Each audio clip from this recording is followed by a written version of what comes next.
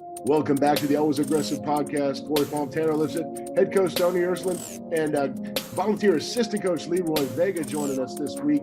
Guys, we've got a lot to talk about. There's been some action on the mat, some great stuff. Great stuff for the program, great stuff for one Boilermaker in particular.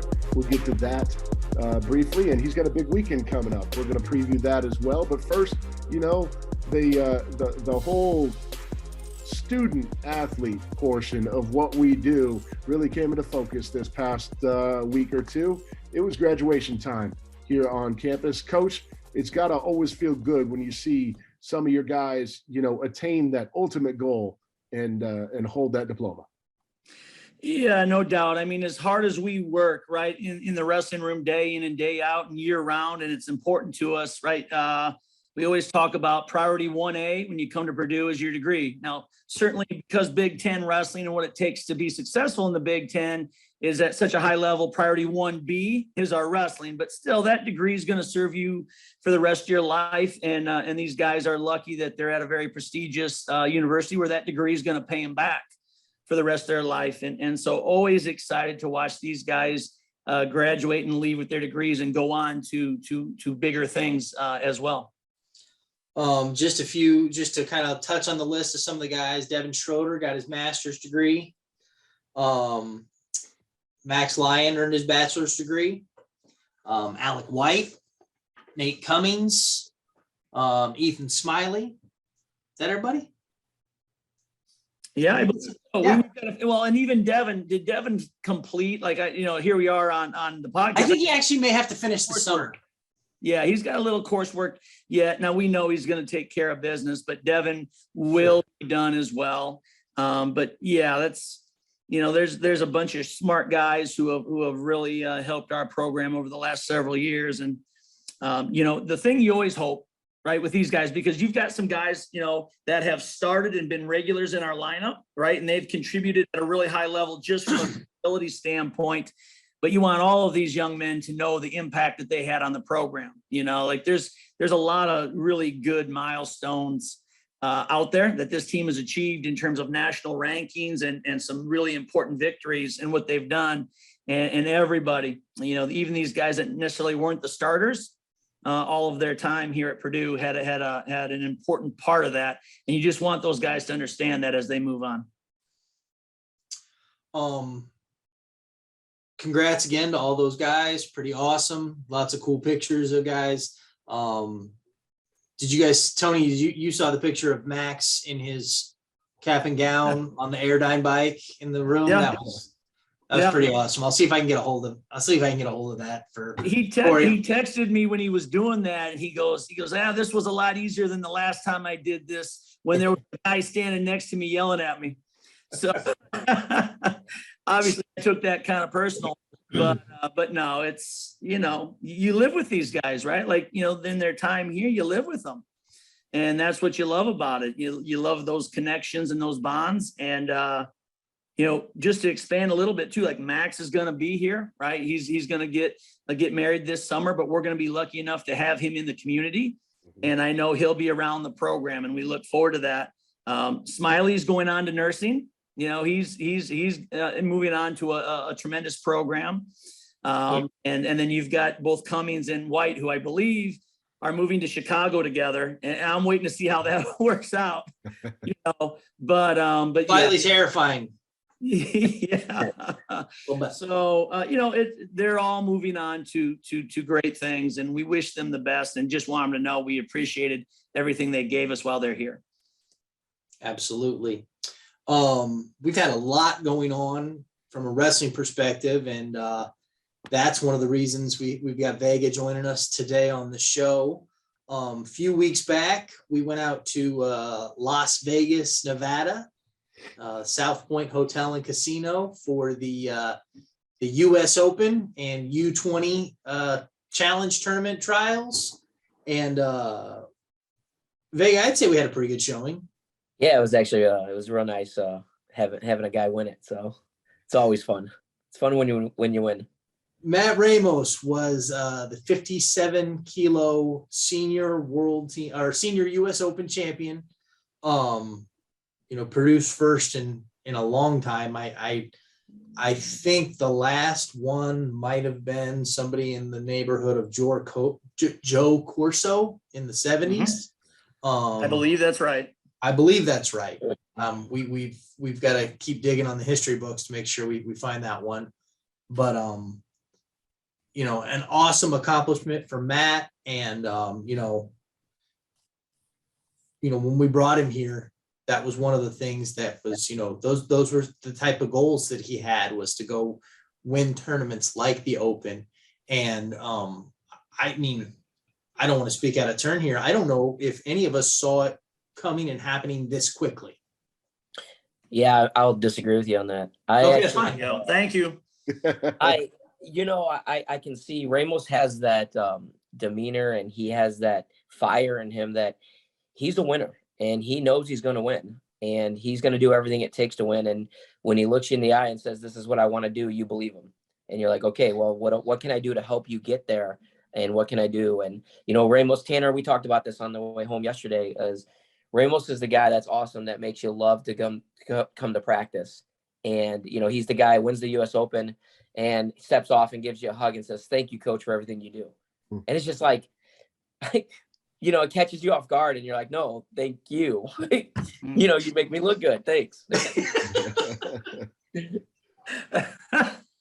That's great. No, I laughed a lot because you know, we talked about this a little bit before, but Matt Ramos had an interview at the NCAA championships where you know, the guy caught him right after his match, and he was a little disheveled. And I think, what did he say, Vega? He said something about well, the guy asked him, the guy said, what have you done adjusting to wrestling in the Big Ten every weekend and having a tough schedule? And he goes, he didn't know what to say. He goes, "I drink a lot of water." And the guy was like, "Okay, sure, sounds good. Drink a lot of water." Moving on. So in the wake of that, you know, he wins the US Open. And he comes over to the side, and he's got Gary Abbott and Earl Smith and Kyle Klingman. And he's got these guys, you know, got all the cameras out, and he's surrounded at the little media stand. And I'm sitting there in my head, I'm like, is he gonna talk about drinking water again? Like, where's this gonna go? I'm just not sure. And he killed the interview. Yeah. He was fantastic. He was in there talking, you know, thanked his coaches, thanked his teammates, talked a lot about Purdue. Like, I mean, he looked like a pro in that interview. And you know, it kind of feeds into what you said, Leroy, about him coming off the mat and saying thank you. Like, you talk about somebody who's just excited to be here, right? Mm-hmm. Like, he's just excited to get to compete and get to wrestle and do the whole thing. And I don't know if we could say enough, Tony, about like what that means to and does for our program. No, I would agree. You know, you appreciate his perspective, right? Like, he's very good. He has a pedigree, right? He's won a world championship at an early age, but he is still very coachable. Loves the sport, right? Like, he just has a passion for the sport. Like, I love his approach to the sport. You know, he's always trying to learn and tinker and play with the sport. And he's excited about getting better, even though he's accomplished some things at an early age in his career. And so I think we just really appreciate kind of the energy that he brings and the thankful and gratefulness that he feels, because, you know, he is excited about the sport and still has big enough picture to understand, like, hey, I've gotten here with the help of other people, you know what I mean? And he's thankful for that. So I love what he's brought to the team, and the energy too, because he's just a guy who kind of walks in and boom, you know, you give him a fist pound, it's boom, boom, let's go. And, you know, some guys are thinking about, what are we going to do today? Oh, I'm a little sore, right? There's a lot of distractions for kids, and he's always excited to be there and get better, even when he has those tough days. Like, he had some tough days last week, you know, we pushed him hard, you know, and it's the work that's necessary, but he's still thankful for the hard work and knows he's going to be ready. He, you know, his road, so we went 4-0 in Vegas. First two matches were both 10-0 Tech Falls. And, you know, he got off to a really nice start and got moving pretty quickly. Leroy, like, what what did it mean to his tournament to kind of get going on those first couple matches? Well, I think it was real nice for him to have that confidence of, when you compete at a young age and you know that you're competitive, and then when you're on the big stage of the US Open, you have that little doubt in your head. And I know he did for a second, is this where, am I really here? Can I really win this thing? And when you get on a roll and start winning, you're like, oh, then that confidence, and you can see it, his chest pops up and he becomes the man. And then he just has all that confidence in the world. And I think it's huge for him to get off on a good start. He has a good warm up. He has a good drill. He's ready to go. His weight's under control. All that factors in. And I think he does a great job of making sure that that's all taken care of so he can just do business on the mat. Semifinals were nothing short of a circus. I think Tony and I'm kind of interested to hear both your guys' weigh in on this. Crazy match. Jacob Camacho from North Carolina State and the Wolfpack Wrestling Club. Really good match. Ramo was up 3-2 after getting a head pinch or a chest wrap. Which one was it? He had a head pinch with about 30 seconds left. I'm still learning freestyle, Corey. I'm still trying to figure this all out. It's always changing too. We're tied 3-3, but we were up on criteria, and then all of a sudden a fourth point appeared on the board, and we were real confused. So first they said Camacho won, then they said Matt won, then they said Camacho won, and then finally Matt won. And so I know I was completely befuddled, and you guys were lobbying with the officials and protesting and throwing bricks and doing that whole thing. I guess, Tony, you first, what's going on? Yeah, so I'll set the stage. Leroy can talk about, because he threw the brick and was certainly dealing with the officials from the corner. But at the end, right, there was a lot of pressure from Camacho. We in fact did step out and gave up the push out, but had the win at that point, we think, on criteria, right? 3-3 with the chest wrap. But these new rules that Corey alluded to, how the sport changes this year, there's a caution in one rule that states if they feel like you are fleeing the hold, that in fact they can offer a caution in one. And unbeknownst to us, they offered a caution in one as well as the step out. So we saw the point go on the board for the step out, and that's what we assumed. Okay. I didn't see the caution in one confirmed. I guess it was. And so that fourth point came up later, which was kind of, I guess, where I leave it in Leroy's hands to kind of talk about where they kind of spoke to the officials about, hey, we didn't see the point. We should have an opportunity to video review and those things. But that was the scene at the end, and what led to the confusion, because we saw the step out, but we didn't see the caution one offered and confirmed in my mind. Leroy, your thoughts? Yeah. So, I'm playing back in my head right now. It's so funny as a coach, because people don't realize, unless you coach in a situation like that, how crazy it is. And first off, it's crazy because you're trying to keep a smile, and you have your wrestler come over and looking at you, and he doesn't want to see the look of, oh crap. He wants to see the look of confidence. So as much as I'm trying to stay calm, stay confident for him, telling him the situation of what's going on, it's funny because I'll tell you the situation. Matt comes off the mat, he comes to the side, and I could tell he's a little worried. And I'm kind of just giving him, hey, if the score's going to be tied, we need to be ready to wrestle for 17 more seconds. Mm-hmm. Let's get this going. We're going to be okay. Trying to calm him down. And he looks over at me and he goes, Coach, you're pretty red. I don't need you to have a heart attack right now. So I'm dying laughing, and we kind of smooth things up there where we're both kind of calm. But so the situation happens, and they throw the brick. And where I was concerned with, and one of the reasons why we threw the brick, was because of the score was 3-3. They start the clock, and you can see when they start the clock, about 8 seconds go by. Then they change the score, which was unfair to my guy, because now we think we're winning, but now we're losing. So with 7 seconds left, I'm screaming, we're losing. You got to go. So that was when I threw the brick, and I did explain that we didn't have the opportunity. So then they gave us the win. Well, then that guy threw the brick, his team threw the brick, and they said he won because we had the caution and won. So then I re-threw the brick because we had the brick still because we won our brick throw. So I re-threw the brick and I challenged the caution and won. And you can see in the video, he does turn in. And I said, I do agree that we did go out of bounds to make it 3-3, but we did try to come back in. There was no caution and won. And that was what happened, was that they agreed and didn't give them the caution and won. So it ended up being 3-3. We win. So. Corey, you get all that? Which was crazy. Clear as mud. Yes, which was crazy. And meanwhile, Corey, everybody's screaming. You got yeah. all these people Matt's side that are freaking out from both sides, from neutral parties. You got people who are sponsors at the event that are like, you know, they've got a vested interest in one guy over the other. And like people are just losing their minds and saying various naughty things that can't be said on a podcast.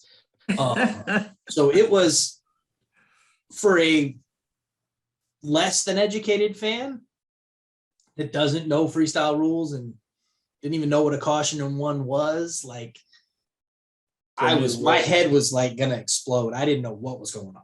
Yeah. You know, and where I land on this, obviously, listen, Leroy and I are biased, but I feel like that's absolutely the right call because as Leroy stated, Matt, yes, he got pushed out, but he was wrestling in. You know, you can see him moving into the mat. It wasn't like he backed out, which definitely would have been a fleeing the hold, right? Like they're watching wrestling at the end and they're feeling like, okay, is he just trying to get out of bounds? And if he was, I would agree, that's a caution, but he was holding ground and wrestling in. And so if you confirm that caution in one, in my mind, you're saying essentially any push out can be a caution in one. Any push out at this time. And that's a scary deal. So I do believe it was the right call 100%. And, you know, obviously we're happy for Matt and he made the most of it. He got to the finals and took care of business as well. We'll go on to the finals there. A very interesting circumstance. Matt was forced to wrestle against his best friend, former high school teammate, Anthony Moulton. Both, you know, from Lockport, Illinois. Anthony is down at Campbell in the Bowie's Creek Wrestling Club. Is that what it's called, Tony? Yep. And so, yeah, there was definitely some like apprehension from Matt and the fact that he had to go wrestle his best friend. And Vega, I know you guys had to kind of like talk about it and like work through it to get to the match. So I would probably say one of the things that makes Matt so great that I wish all of our wrestlers were like this is Matt does a great job of talking to his coaches on how he feels, on what's bothering him. He's not afraid to tell you, I'm uncomfortable with this because of this. And it's not even like you're talking him off the ledge. You're just talking him through it and giving him a different advice. So this was a situation where he kind of came up to me and he was like, you know, I could see throughout the tournament, they were excited for each other because Moulton actually won a tough match. He was down by 9 and ended up touch falling the guy. And he comes off the mat and we're next. And Ramos is pumped because his best friend just won. And he's giving him a high five. And then Ramos is like, wait, if I win, I got to wrestle you. So he kind of looks over at me. He's like, this is so hard. I'm so happy for him, but I got to wrestle him. And so it was a very tough situation. We were able to talk him through it. Like I said, Matt's great with that. And he realized that this is, you know, no matter he'd want it no other way. You know, if his friend's in the finals, then he'd want to wrestle him and may the best man win. So, and they battled before and they've gone back and forth. The crazy part was when he won the US Open, I called him 30 minutes afterwards and I'm like, hey, where are you at? He's like, oh, Moulton, the guy he just wrestled, needed a room because he's got to fly out. So he's in the room. He's showering in our room right now. I'm like, wait, you're with the guy that you just wrestled, which was crazy. I was like, this is weird. So love it. That's so awesome. Yeah. He's definitely not afraid to be vulnerable, and he's not afraid, like you said, he's going to tell you exactly where he's at, and he's not and he's open to changing that. Yep. He wants you to help him through it. So he's a lot of fun that way. So pretty dominant performance in the finals, won 9-3, got up early, you know, gave up too late, and you know, walked away with the title and some prize money, and And the final perk of winning the Open is getting the #1 seed at the Senior World Team Trials Challenge Tournament this weekend in Iowa City. So moving on to that, you guys take off tomorrow, Leroy, where Matt is, like I said, Matt is the #1 seed at 57 kilos in a field where we think he's going to be pretty competitive. Yeah, Matt's ready. He's ready mentally, physically. His weight's under control. He's prepared. He's done all the right things, like we talk about, eating right, sleeping right. He's done it all, and now it's just put everything to work. And I talked to him this morning, and he was just getting some rest and ready for practice at 2:00. And he's the whole deal, man. I love that guy. Just even talking to him in the morning or talking to him throughout the day. His mindset is always in the right direction and right place. And like I said, he does a great job. If he knows, as a wrestler and an athlete, sometimes your mind starts playing tricks on you and you have some negative thoughts. He does a great job of calling the right person to go, hey, get these thoughts out of my head. What's going on? Yeah, I am pretty good. Yeah, I'm going to win this. So I love Matt to death. And I think he's going to be great. So let's back up a step for a second, because you talked about him managing his weight.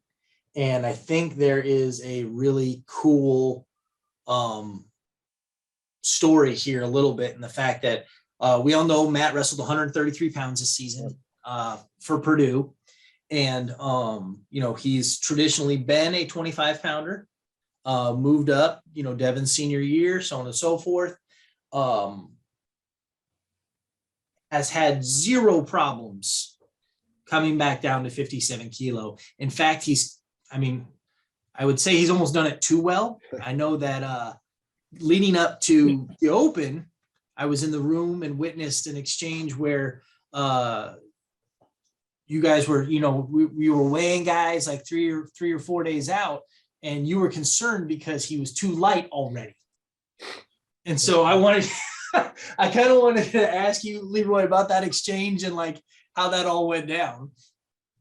Yeah, as a coach, you never want your wrestler to be too low where, he's just, and we don't know, Tony and I talked about this the other day about this situation, is like, is he cutting water out now? And he's not. As long as he's healthy and he's ready, he's eating properly, he's training around 128, 129. And after talking to Ramos, that's where he's comfortable. And, after talking to Tony, and one of the big things that we wanted to make sure he wasn't doing was cutting water out right now. If you're cutting water out 3 days before and trying to train, there's a problem, and he's not doing that. He's just eating all the right things. He's eating the right meals. He's sleeping right, and he's doing everything right. So his weight comes off easily, and he's comfortable walking into practice about 28, 29, and being able to stay around that range. And that's where he wants to be. And he does a great job of doing that. Tony, is it uncommon for a kid to, wrestle up for an entire year and then be able to make the weight as easy as Matt has done it? Or is that, I know everybody's different, but I found it pretty cool that, he spent the whole year kind of doing whatever he wanted to do. And then when it was time for him to like have a little discipline and come down to a weight that, he has to work at, like that it wasn't hard for him. It wasn't a big deal. Yeah. And I just think that speaks to his motivation, right? Like, this is important to him. This is, I mentioned his passion about it, right? Like, this is important for him. And no, he was never huge. It was routine for him to weigh out under 33 at practice. And we're telling him to go eat a sandwich, right? That was just, a routine comment to him. Hey, go eat, get as big as you can. Cause we knew he was light anyway, but we finished the season and obviously he was right there at the end at 33 and had a good NCAA tournament, but man, he come off and he had the next goal in mind and he said about that right away, the lifestyle, the mindset, the training, like he just transitioned over again, because it's important to him. And so, I don't think it was a big deal or is a big deal, just because, hey, he's got the discipline, he's got the focus that he needs. It could have been for a kid who went home on spring break or something and ate and drank everything he wanted, but that kid's not thinking like Matt is. Matt's thinking about the next thing. And that's where you want the guys. You want them thinking about the next competition and what they got to do to get the results they want. And that's where Matt went. So no, it wasn't surprising. Just like Leroy said to you earlier, it wasn't surprising that he won the Open. You know what I mean? Like, yeah, he's a young guy and that's a great accomplishment. But I think when we were, the brackets came out and the draws were there, we were all like, yeah, he can get this done. He's ready. So no, I just feel like we all have a lot of confidence in him, as we do a lot of our guys. We're talking a lot about Matt because he's competing on Saturday, Sunday, but we've got a lot of guys who do the things right, and we expect them to come out on top. And so I think that's where we all were with Matt. Sure. 10-man field at 57 kilos this weekend. Leroy, you have had some experience in these tournaments in your competition career and making U.S. national teams and some junior world teams. How much does that personal life experience help you when you're trying to get a kid like Matt ready for this stage? I think any experience helps as far as coaching or, my personal stuff. It was so long ago. Things. You're old. Yeah. Well, you're old. 20-some years ago, things have changed even longer than 20 years ago. Geez. But I think any experience, all the experiences help. But every kid's different, and that's the problem. I think one of the biggest things about coaching that every coach has to learn is how to adapt to every wrestler, because everyone's different.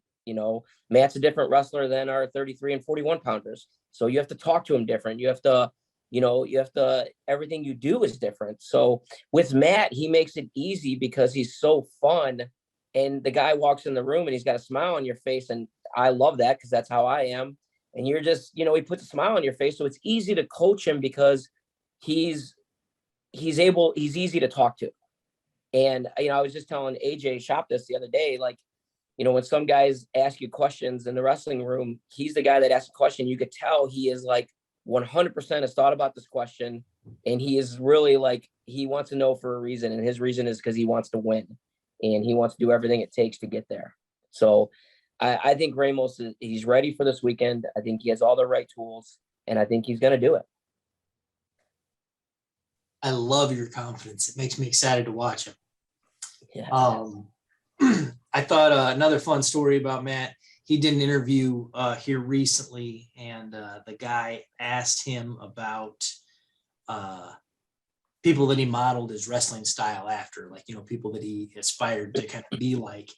And I don't think the guy was ready for his answer. I don't think he had enough wrestling knowledge to be prepared to like handle where he went with it, because he didn't talk about any college NCAA wrestlers. He didn't even talk about a U.S. wrestler.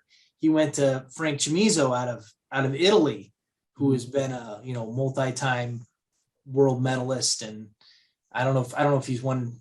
I'm sure he's won a world title at some point. Yes. And so his he talked about international wrestling and how he likes to watch different international wrestlers and so on and so forth. And it was very, I laughed, I'm sitting there laughing because the guy's like, who's he talking about? You could tell he was immediately out of his depth, right? Yeah. Like he was a Cuban who now wrestles for Italy. Who, what? Who trains part-time out of the United States. Like, yes. So the guy was like, he was definitely puzzled, but it was definitely fun to, I think it just gives you more insight into Matt and his focus to the sport and how he consumes it, coach. And you don't see a lot of kids like that, I guess, is kind of where I'm going with this.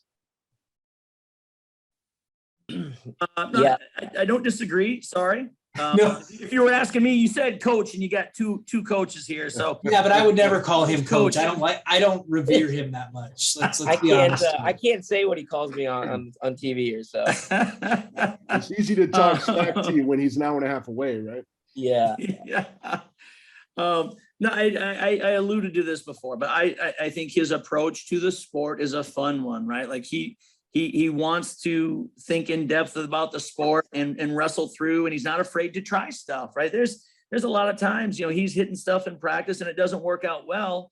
And some guys, you get a little worried with them because they may get discouraged, like, oh, this isn't working. And they kind of take it to a darker place, and you can just see him playing with it. He'll go back to it and he'll have tweaked it and he'll have thought about it.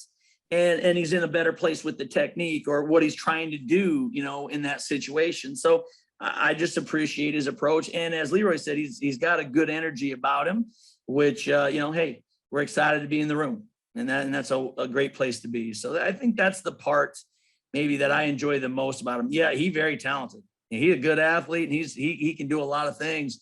But I think a lot of us as coaches just like his approach to the sport. No, one thing I got to say about Ramos here is, on his recruiting trip, when he was getting recruited, we knew that we wanted him to go 133. And when it was brought up to him, one of the things he said to me was, Coach, I just want to wrestle. And I think, you hear Tony just talked about it right now about being in the moment and enjoying being in the room. And, Tony says it all the time to our guys about just enjoy being here and enjoy that you love being here, that you have the opportunity to wrestle today.